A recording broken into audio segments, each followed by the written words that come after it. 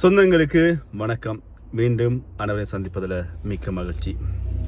பல்வேறுபட்ட சர்ச்சைகள், பல்வேறுபட்ட எதிர்ப்புகளுக்கு மத்தியில் நடிகர் விஜய் அவர்கள் நாளை பதவியேற்கிறார் அப்படின்ற செய்தி பரபரப்பாக பேசப்படுகிறது.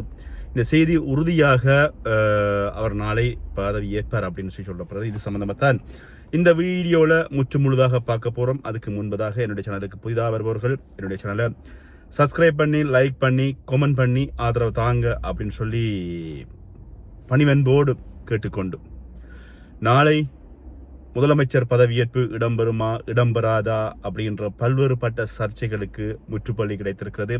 நடிகர் விஜய் அவர்கள் 103 எம்எல்ஏக்கள், அதாவது ஆசனங்களோடு வென்றிருந்தார். அதுக்கப்புறமா 105 இருந்தது. இந்த நேரத்தில் பார்த்தீங்கன்னு சொன்னால் ஆளுநர் அவர்கள் விஜய் அவர்களை ஆட்சி அமைக்க முடியாது அப்படின்னு சொல்லி பல்வேறுபட்ட தடைகளை போட்டுக்கொண்ட விஷயம் உங்கள் எல்லாருக்குமே தெரியும். நடிகர் விஜய் அவர்கள் இதுதான் முதல் தடவை. அது மட்டுமில்லாமல் தன்னுடைய தனிப்பட்ட வாழ்க்கையிலிருந்து பல்வேறுபட்ட சர்ச்சைகளான பிரச்சனைகளுக்கு மத்தியில் நடிகர் விஜய் அவர்கள் நாளை பதவியேற்கிறார் அப்படின்ற மகிழ்ச்சியான செய்தி இப்போ உலகமெங்கும் இருக்கின்ற தமிழர்கள் மத்தியில் இது ஒரு பெரிய ஒரு பேசு பொருளாக இருக்கிறது. இதில் பார்த்தீங்கன்னு சொன்னால் 120 எம்எல்ஏக்களை கொண்டு இந்த தாவேகா கட்சி நாளை ஆட்சி அமைக்கிறது. தாவேகா கட்சியில் 107 ஆசனங்கள் கிடைக்கப்பெற்றிருந்தது. 107 ஆசனங்களை வைத்துக்கொண்டு ஆட்சி அமைக்க முயற்சிக்கின்ற பொழுது பல்வேறுபட்ட தடைகளை எதிர்கொண்டிருந்தது தாவேகா. இந்த நேரத்தில் யாரோடு கூட்டணி சேர்வது அப்படின்ற பிரச்சனைகளை தாண்டி இதில் திமுகவும் அதிமுகவும் தாங்கள் இருவருமே சேர்ந்து ஆட்சி அமைக்க போவதாக ஒரு கருத்துக்கள் இடம்பெற்றது. இருவருமே பேச்சுவார்த்தைகளில் ஈடுபட்டனர். ஆனால் இரண்டு கட்சிகளும் தனித்தனி கட்சிகளாக இருந்தது, தனித்தனி கொள்கைகள்.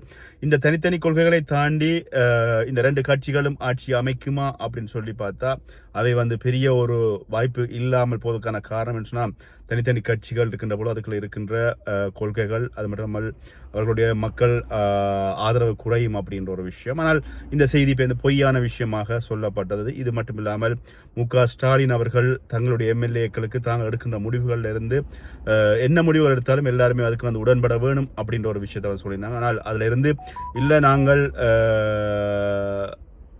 இந்த முதலமைச்சர் பதவிக்குள்ள ஸ்டாலின் அவர்கள் தான் போட்டியிடுகிறார் அப்படின்னு சொல்லி அவர் உடனே ஓடிப்போய் ஆளுநர் அவர்களை சந்தித்திருந்தார். அதுக்கப்புறமாக அது பன்னீர்செல்வம் அவருமே ஆளுநரை சந்தித்திருந்தார். ஆனால் இவருமே இங்கே இந்த தமிழக அரசியலில் போட்டு முதலமைச்சர் ஆக முடியவில்லை அப்படின்றது இங்கே வேதனைக்குரிய ஒரு விஷயமா இருக்குது.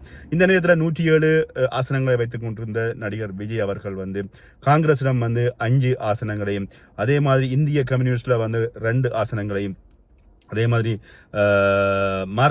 மார்க்ஸ் கம்யூனிட்டில இருந்து 2 ஆசனங்களையும், விடுதலை சிறுத்தை அலிங்கன்ல இருந்து 2 ஆசனங்களையும், இந்திய யூனியன் முஸ்லீம் லீக் அவங்களிடமிருந்து 2 ஆசனங்களையும் பெற்று மொத்தமாக 120 ஆசனங்களோடு இன்று இப்போ இந்த நிமிடம் போய் சந்திச்சிருக்கிறாங்க. யாரை அப்படின்னு சொல்லி பார்த்தீங்கன்னு சொன்னால் ஆளுநரை சந்தித்து நாளை காலை இதற்கான பணிகள், அதாவது பதவியேற்பதற்கான வேலைப்பாடுகள் மும்மரமாக இடம்பெற்று கொண்டிருக்கிற இந்த வேளையில் நாளை நடிகர் விஜய் அவர்கள் முதலமைச்சர் ஆகிறார் அப்படின்னு சொல்லி பேசப்படுறது. யோசப் விஜய் அப்படின்ற நான் முதலமைச்சர் அப்படின்னு சொல்லி நாளை விஜய் அவர்கள் சொல்வதற்கான வாய்ப்புகள் 100% உறுதியாக இருக்கின்ற இந்த நேரத்தில் நிறைய பேர் இதை வாழ்த்து செய்திகளாகவும் சொல்லிக்கொண்டு இருப்பது மட்டுமில்லாமல் நாளை இந்த நிகழ்வில் பங்கு பெற்றுவதற்காக பல்வேறுபட்ட அமைப்பினர் எல்லாருமே இதில் கலந்து கொள்வதற்காக பயணமாவதற்கு தயாராக இருப்பார்கள். விஜய் ரசிகர்கள் பார்த்தீங்கன்னு சொன்னால் இலங்கை உட்பட உலகம் பூர்வம் இருக்கின்ற விஜய் ரசிகர்கள் விஜய் வருவாரா வரமாட்டாரா அப்படின்ற ஒரு விஷயத்தில் பல்வேறுபட்ட யோசனைகள் இருந்தாலும், ஆனால் விஜய் வருவார் அப்படின்னு சொல்லி உறுதியாக ஒரு சிலர் நம்பினாலும் பலர் விஜய்க்கு பின்னாடி இருக்கின்ற அரசியல் பிரச்சனைகள், அதாவது இப்போ இருக்கின்ற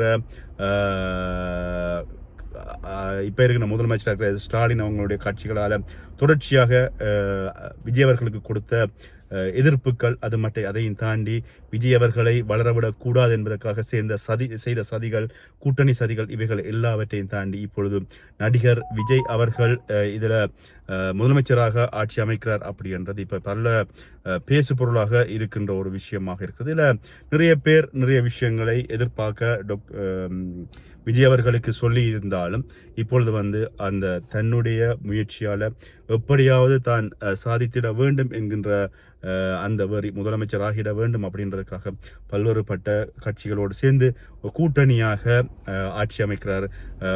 வாக்களித்த மக்கள் 120 ஆசனங்களை கொடுத்திருந்தால் இந்தளவு பிரச்சனைகள் வந்திருப்பதற்கான வாய்ப்புகள் குறைவு. அதனை தாண்டி இப்பொழுது இதர கட்சிகளாக 3-4 கட்சிகளோடு சேர்ந்து அமரப்போகிறார் முதலமைச்சர் கதிரையில். நாளை கையொப்பமிட்டு நாளை விஜய் அவர்கள் தன்னுடைய அடுத்த கட்ட பணியை ஆரம்பிப்பதற்கான அத்தனை வேலைப்பாடுகளும் தொடர்ச்சியாக இடம்பெற்றுக் கொண்டிருக்கின்றன. இந்த நேரத்தில் எங்களுடைய இலங்கையினுடைய பாராளுமன்ற உறுப்பினர்கள் பாராளுமன்றத்தில் காய்ச்சது மட்டுமில்லாமல் இப்பொழுது கௌரவ பாராளுமன்ற உறுப்பினர் டாக்டர் ராமநாதன் அர்ச்சுனா உட்பட பலர் இதுக்கு வாழ்த்து செய்திகளும் இங்கே சொல்லிக்கொண்டு இருக்கின்ற இந்த நேரத்தில் இறுதியாக பார்த்தீங்கன்னா நடிகர் விஜய் அவர்களினுடைய படங்களை கூட இந்த இப்போ இருக்கின்ற முதலமைச்சர் அல்ல இப்போ இருக்கின்ற ஆட்சியில் இருந்தவர்கள் இதுவரை காலம் ஆட்சியில் இருந்தவர்கள் அவருடைய வளர்ச்சிக்கு தடையாக இருக்கின்ற வழியில் ஒவ்வொரு விஷயங்களையும் செய்ததும் உண்மையில் வேதனைக்குரிய ஒரு விஷயமாக இங்கே பார்க்கப்படுவதை காணக்கூடியதாக இருக்குது. அந்த வகையில் நடிகர் விஜய் நாளை காலை அவருடைய பதவியேற்பு நிகழ்வு இடம்பெறும், கோலாலமாக இடம்பெறும். அதில் பல்வேறுபட்ட கருத்துக்களை இங்கே மக்கள்னு சொல்கிறத விட ஆதரவாளர்கள்